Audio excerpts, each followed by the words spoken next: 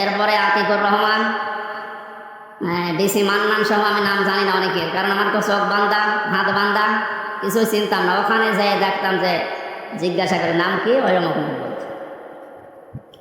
আমার বাবা সহজ সরল মানুষ, গ্রাম্য মানুষ, আপনাদের এই গ্রামের মতো আমাদের গ্রামে বাড়ি, কুষ্টিয়া জেলার হালসা।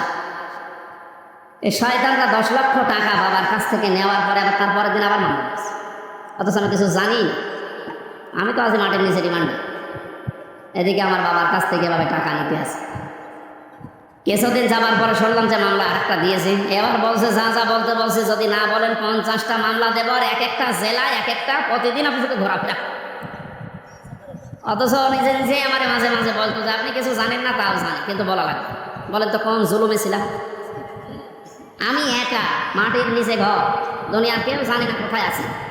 আর ওরা শয়তানগুলো সব চারিদিকে 8-10 জন বসা। ও চেহারা দেখার তো কায়দা নেই। মাঝে মাঝে চোখ খুলে দিত, একটু দেখতাম যে এই তো টাটকা সব শয়তান বসে আছে। এদের নামে এখন 1টা 2টা 50টা, যেমন আমার বলেছিল, এদের 500 করে মামলা দেওয়া দরকার।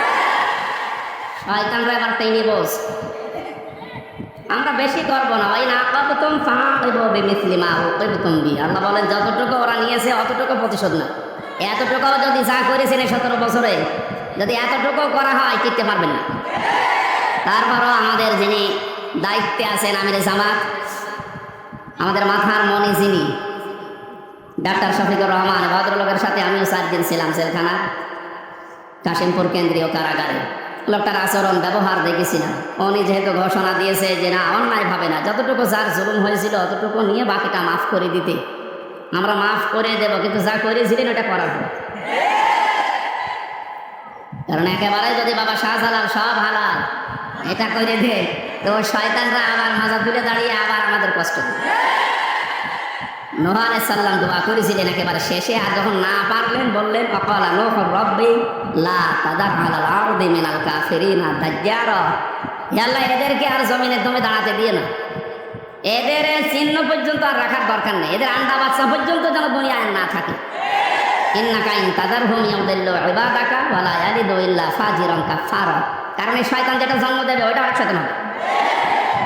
এই জন্য বলছি, আল্লাহ রাব্বুল আলামিন নবী যখন দোয়া করতে পেরেছিলেন, আমরা তো সাধারণ মানুষ, ওনাদের মতো ইমান, তারপর ওনারা বরদোয়া দিয়েছে যে আল্লাহ একটা আন্ডা বাচ্চা পর্যন্ত যেন না থাকে, কারণ থাকলে সেটা শয়তান হবে, ও যেটা জন্মাবে সেটা আরেক শয়তান হবে। ওই দিকে তাকিয়ে বরদোয়া করছি।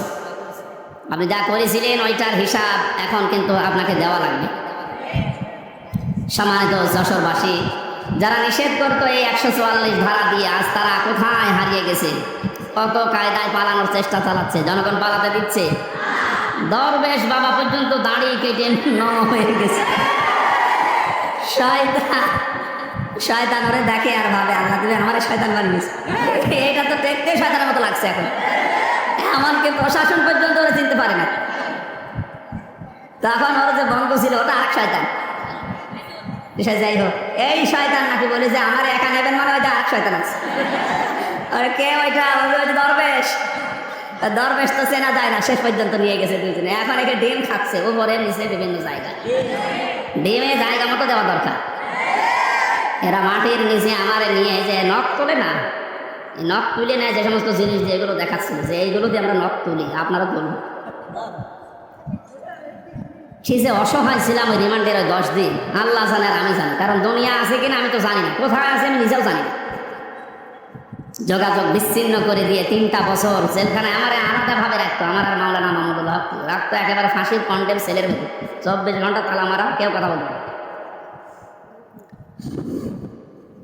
আমার মতো হাজার লক্ষ মানুষের এই দীর্ঘশ্বাস যেটা এখন ফেললাম, এটা একটা দীর্ঘশ্বাস না? এই শ্বাসগুলো আল্লাহর দরবারে কবুল হয়ে গেছে একেবারে। মানে অপরাধ যখন পরিপূর্ণ হয়ে গেছে তখন আল্লাহ ধরেছে একবারে আর ছাড়ে না। আল্লাহ রাব্বুল আলামিন এই যে মানুষগুলোর জন্য কোরআনের কথা বলতে আমরা আসতে পারতাম না, আজকে একেবারে ওপেন ভাবে বলার মতো সুযোগ দিলেন। আল্লাহর জমিনে আল্লাহর কথা বলবো 96% মুসলমানের দেশে, মাত্র কয়েকটা মালায়নের কারণে বলতে পারতাম না। ওদের হেদায়েত কামনা করে লাভ নেই। অনেকে বলে যে হুজুর ওদের জন্য দোয়া করেন, ওদের জন্য দোয়া করে হবে না, কারণ আল্লাহু লা ইয়াহদিল কওমাজ জালিমিন, জালেমদেরকে আল্লাহ হেদায়েত দেয় না। আল্লাহ যখন বলছে জালেমদের হেদায়েত দেব না, আমি দোয়া করে করবো কি?